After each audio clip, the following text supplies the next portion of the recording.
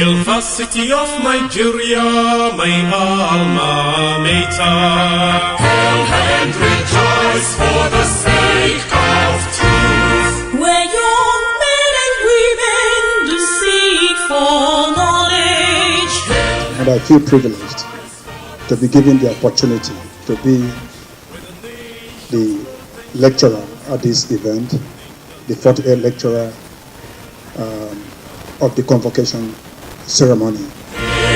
Hail varsity poets, hello, our dreams come true.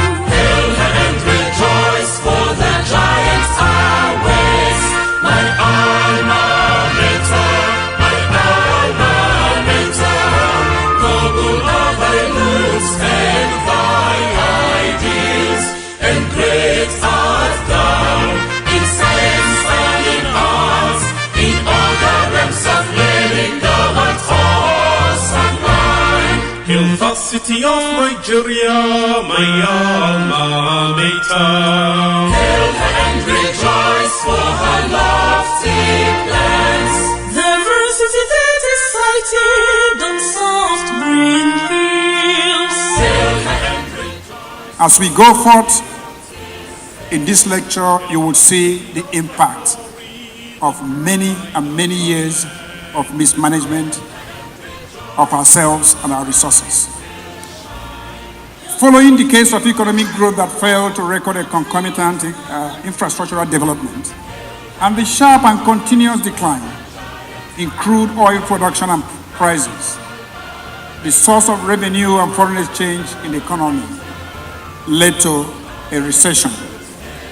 The economy was in this regard adversely challenged, negatively impacting government revenue and export earnings, as well as the fiscal capacity to prevent the economy from contracting and starving it of the highly needed funds for infrastructural development. It is regrettably apparent that the economy has remained on a path of steady and steep decline, and that this unfortunate trajectory, if not challenged, will constrain economic growth.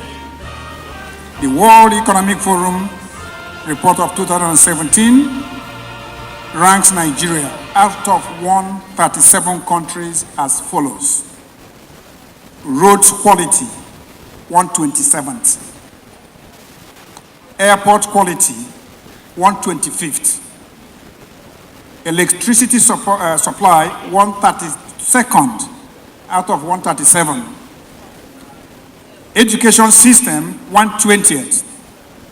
Math and science, we're being particular about math and science because that's what drives a lot about the development and infrastructure.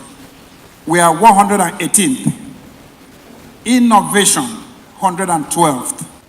The government and the private sector must, as a matter of urgency, respond to these deficiencies in our economy by accelerating infrastructure development. By this, I specifically refer, and I'm going to refer to a few key drivers. One is power, next is roads, then rail, ports, and telecommunications. And in telecommunications, I would like to highlight a lot on broadband technologies because that drives basic communications today. Listen to this.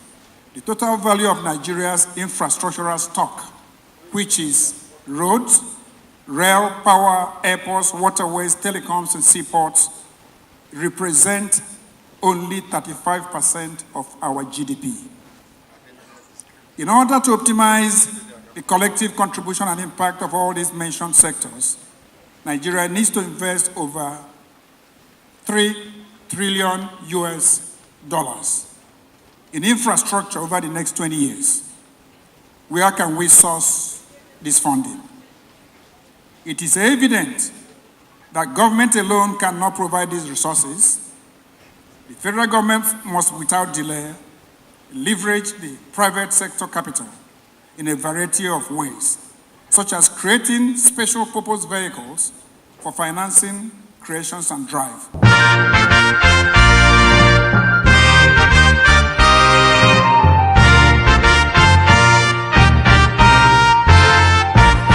University the city of Nigeria, my alma mater. Hail and rejoice for the sake of truth. Where young men and women do seek for knowledge. Hail and rejoice for the sake of knowledge. Where the nation's potentials do brood in the nest.